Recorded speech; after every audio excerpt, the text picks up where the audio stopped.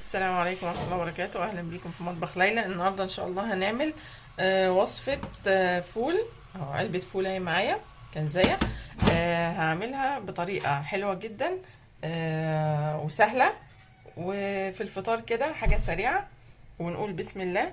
أنا عندي هنا بصلاية مبشورة، حبة بسيطة جدا، كام فرع كده من بقدونس، فلفل مقطعاه رومي، فلفل حار، اتنين طماطم، نص ليمونة، وعندي هحط رشة من الخل، وعندي هنا البهارات بتاعتي: كمون، 3 فصوص توم، فلفل اسمر، رشة ملح.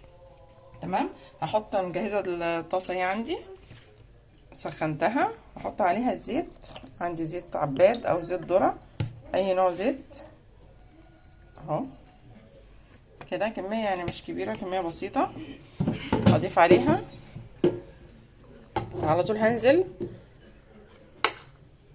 بالبصلة. بسم الله. هنزل بالبصلة، وانا لما انزل بالبصلة هنزل معاها بالثوم على طول، يعني هنزل بالبصل مع الثوم على طول كده. هعلي بقى النار. بسم الله الرحمن الرحيم كده، بس سريعة وبجد فول زي بتاع الفنادق بالظبط هيبقى. وعندي كمان هحط معلقة طحينة، هجهز معايا معلقة طحينة، وهضيف كمان معلقة طحينة كده.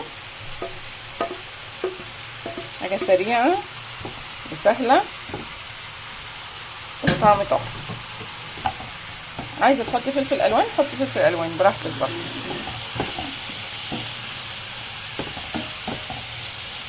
تشويحة كده، وهنزل خطوة بخطوة. هنزل ايه بالحاجة بتاعتي بقى، هشوف هعمل ايه كده. تشويحة حلوة كده لغاية ما يصفر معايا البصل والثوم. طبعا مش هغمقه، الثوم بيغمق هيمرر ويديني طعم مش حلو خالص كده. وهجهز معايا رشة الخل، رشة صغيرة جدا من الخل هجهزها، دي اللي هحطها على طول على البصل والثوم الاول. عايزه تحطي توم مفروم حطي توم مفروم عادي، يعني حسب الرغبه براحتك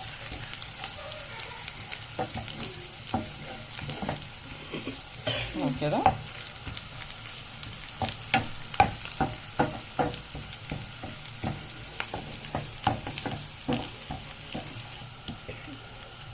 كده بس انا عايزاه هو اللون ده، يعني حتى لسه ما اصفرتش كويس، لا هو اللون ده حلو جدا.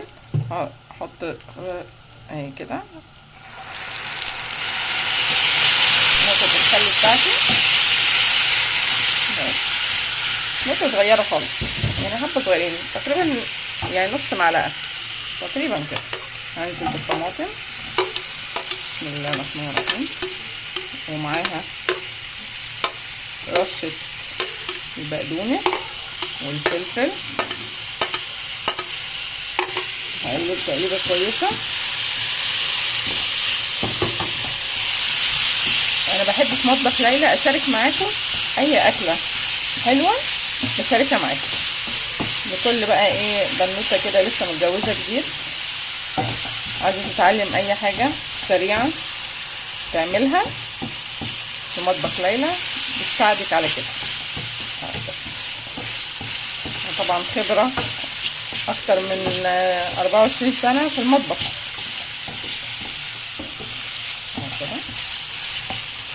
انا طبعا مبحبش احط الصلصة، طبعا من غير صلصة احسن. هوطي بقى يدبل الخضار كله مع بعض. وعندي الفلفل الحار كمان هحطه اهو كده، هضيفه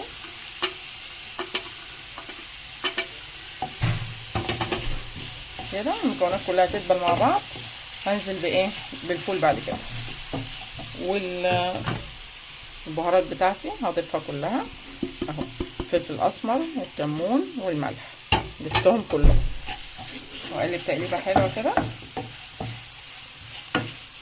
هضيف بقى معلقه الطحينه بعد ما اضيف ايه الفول، بعد ما اضيف الفول وهرسه هضيف معلقه ايه الطحينه زي المطاعم بالظبط، والفنادق بيقدموه كده برضه. خليكم معايا للاخر كده نشوف طبق الفول ده شكله هيبقى ايه. كده هنزل بالفول بتاعي، مش هصفيه طبعا من الميه، لا بالميه بتاعته كده.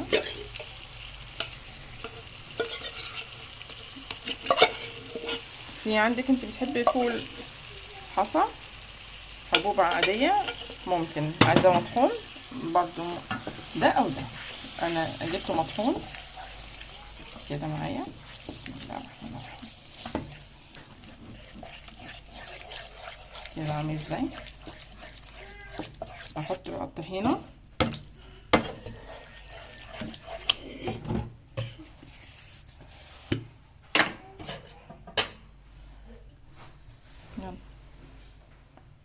اهو كده. الطحينه بتاعتي ضفتها، اقلب كويس. بسم الله الرحمن الرحيم.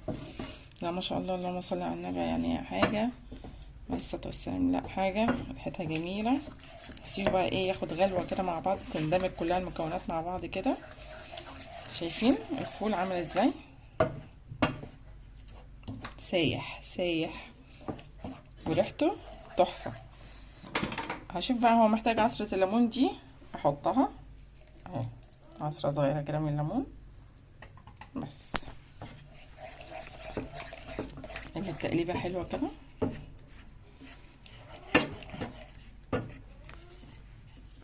شايفين الفول بعد ما اندمج خلاص المكونات عامله ازاي مع بعض؟ ما شاء الله ريحه تحفه وطعم تحفه. لا بجد تسلم ايدك يلي هتعمليه. لا ما شاء الله حاجه جميله جدا. وهنشوف بقى شكل تزيني بقى ايه، يعني فنني بقى في التزيين الطبق بتاعك عامل ازاي.